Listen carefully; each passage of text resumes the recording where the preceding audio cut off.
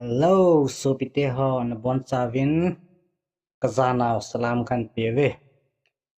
11K subscriber hinglin ta zewin subscribe in bol piozo si in bon chau chunga kipathu kan sejin hi. Ngai lut na zala 11K subscriber hinglin now video chomcha cha hin sim piho. Mo chunga jong kipathu kan sekinin teng le mo video yang chu ka hi in video hi. Teng zong le che channel ngai lo subscribe in bol pi hon nung senin ama ho channel jong visit na bol tin subscribe bol la nong subscribe na bol pi tin share like comment hyang la hoi hoi ai te ana bol pi te ti chu ke ma na so pavin kan tim now hi chu teng le movie explain ho hi galet tool boy ji a movie explain nong te ba ken bol thelo hin ji chun subscriber hon jong in he thema win lang movie explain jong aban kit pha teng le anum nom in bol ki diu hi ti chu kan sei do nom he to hen ki pa zala video in sim pi ho chu ban ni chan ne ve ta hi te ki mu to ki ka 7 na bon 7 bye bye. Hello, alhis Asioni Media. Amo sa penin 11K subscriber nung rin na tsunga kay maawan ko kin. Pen ke papi patin na buhan lang mabana jong na sana hung tau jihan lang meeting ay luhung changjing lang subscriber tampi pihin lang tua sangin mabana hung tau jing ti chu kay ma nalay pa awan ko kin kay hinsei he. Tule loy le pai te hon jong tin ka video yo sin jong loy pa alhis Asioni Media hi zadang hi point ho mi mama hin hi chun support ti chanin support jang ti chu mi pi ho yong team na khen na hi ong ma char jingo. Hello guys, kay kahile chingboy gwite kahin tuni a kasenom chu ahile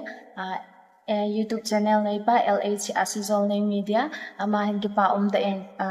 11K subscriber ahin ngaidan kipa pia umin na chule mi hon YouTube channel hin be hon zong subscribe share comment ho bo pi zingutin support zingutin khat ke support zingutin tunung tu ban nong le ama lang ha pana video nal ta hin sima ta cha hong khan to zing thein na ding ama jong ka hin te me ka ke pa e. Oh, hello guys. Tu ni video trong cha khat ni simu tu na.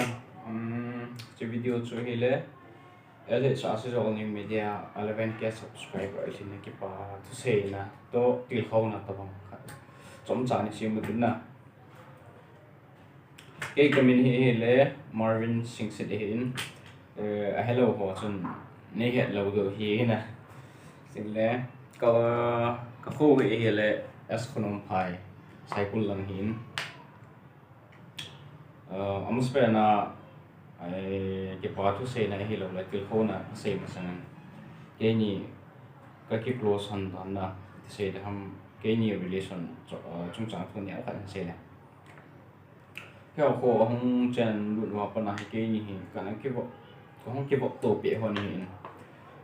the ama ko nang thel tha tam pi ka hin se do na gam len di jong ai hilin ma gam khung len ma sat pen ama to hin gam len ma sat pen hin na gam lenga ka chi ma sat pen han ka chi hona he ama in vala ka mina ken ka ko kaung kili ana he alien so pa ap ken he chan gya cho se dam ani eding khat aloi la ap ngam ti na ka ki close ham nan cho ki ngai ham nan cho chan gya cho cái này cái bộ này YouTube hình bộ bul pil lang ni jat ke subscriber tam ang hi apa na chon YouTube monetization hi ama chana kana boi pi hon na cho ke ayong hi kana bolin pin code hi ni ve ta hong na ja cho ama cho ai kine pi ma de hi cái hình bolin ni hi le i tam form ka fill up ji hon ka submit ji hon le pin code hong thi mong pon EPT ham ke to lo na ke phat la ma jing ne yong la ma lu nyao lui na hong pangin 11k subscriber dang pe en litan kipa kan kipa pi ma jing in na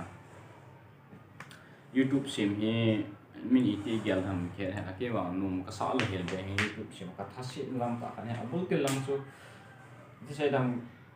ka tha ni nom thon na chana so ka zo zo tu la ma hi YouTube sim ha ka tha se ta ti da YouTube sim ha ka tha sim na biyong le biyong la ka pa na za la so video kom cha kan se hin nang zong mo ha pan jingin lang video yang hin tam ta hin sim be en lang ma chal pi the khan to pi the video tam ta hin sim lang sting le subscriber yang tam ta hin nen lang subscriber ho ding a zong kitil kho na thei ta ta he lo le phat chum na in hung pang na sting le subscriber yang sa nga tam zo hin nei be lang na nang yang phat chum pi nan hin nei ti cho có cái đồ khẩn hi nó giải lệ tiếng lệ US Media Official US Production thật hàng cái hình sự hiện tiền cái bệ